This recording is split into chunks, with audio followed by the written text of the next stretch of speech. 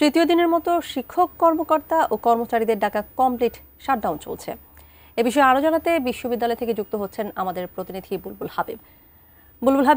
তৃতীয় দিনের মতো তো আজ চলছে যে কমপ্লিট শাটডাউনে যে ডাক্তাররা দিয়েছে সেটি শিক্ষক কর্মকর্তা কর্মচারীদের যে দাবি দাওয়াগুলো সেগুলো পূরণে আসলে কতদূর অগ্রসর হলো একটু জানাবেন আমাদের। তানিয়া, যেহেতু গত 20শে সেপ্টেম্বরে যে অনাকাঙ্ক্ষিত ঘটনা ঘটেছে, ক্যাম্পাসে পোষ্য কোটা ইস্যুকে কেন্দ্র করে শিক্ষক লাঞ্ছনার ঘটনা ঘটেছে, সেই ঘটনার প্রেক্ষিতে আসলে শিক্ষক কর্মকর্তা কর্মচারীদের যে কমপ্লিট শাটডাউন, সেই কমপ্লিট শাটডাউন চলছে। আমরা দেখছি যে সকাল থেকেই কর্মকর্তা কর্মচারীরা আসলে সব প্রশাসনিক কার্যক্রম বন্ধ করে এসে তারা এই বুদ্ধিজীবী চত্বরের সামনে অবস্থান নিয়েছে এবং এখানে তারা অবস্থান নিয়েছে এবং এর সাথে সাথে শিক্ষকরাও আসলে কোনো ধরনের ক্লাসে অ্যাটেন্ড করেনি, অর্থাৎ পুরো ক্যাম্পাস কিন্তু স্থবির হয়ে পড়েছে। এই স্থবিরতার কারণেই গত আগামী যে 25 সেপ্টেম্বর ডাকসু নির্বাচন হওয়ার কথা ছিল, সেই ডাকসু নির্বাচনটা পিছিয়ে দিয়েছে নির্বাচন কমিশন এবং সেটা আসলে আগামী 16 অক্টোবরে ঘোষণা করেছে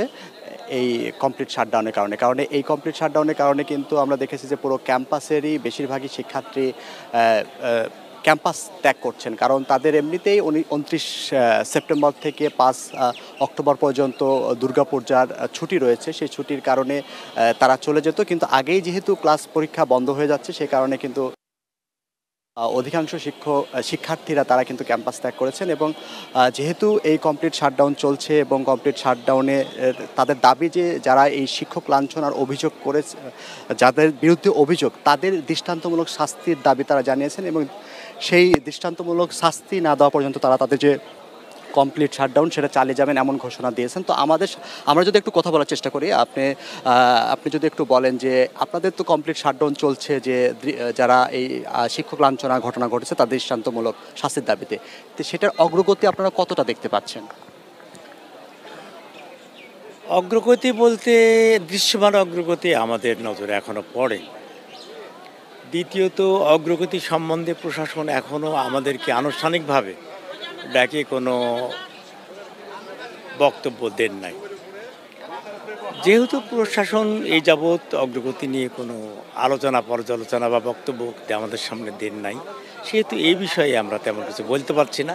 তবে আমাদের দৃষ্টিতে অগ্রগতি আমাদের চোখে দৃশ্যমান না।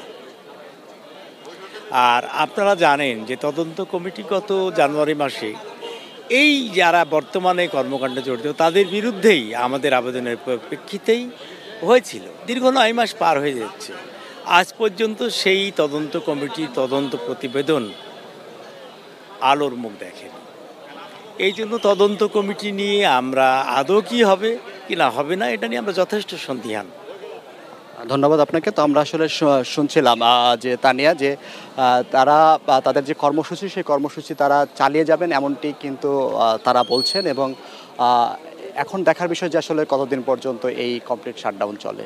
তো তানিয়া ছিল এখান থেকে যে শিক্ষক কর্মকর্তা কর্মচারীদের কমপ্লিট শাটডাউন চলছে এবং তার কারণে পুরো বিশ্ববিদ্যালয় স্থবির হয়ে পড়েছে।